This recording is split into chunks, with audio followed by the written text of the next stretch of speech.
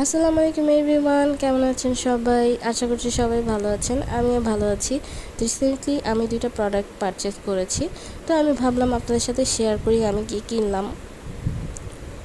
তো আমি প্রথমেই দেখাচ্ছি, আমি মেনলি অর্ডার করছি একটা কাজল আর হচ্ছে সাকুরা পিঙ্কের একটা ফেস পাউডার।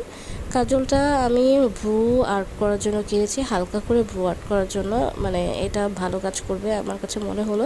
আর সাকুরা পিঙ্কের এই ফেস পাউডারটা, আমি এই ফেস পাউডারটা এর আগেও দুইটা ইউজ করেছি। তো এবার আমি দেখলাম যে এটা হচ্ছে আপডেট করেছে, যেমন ইউভি দিয়েছে এবার।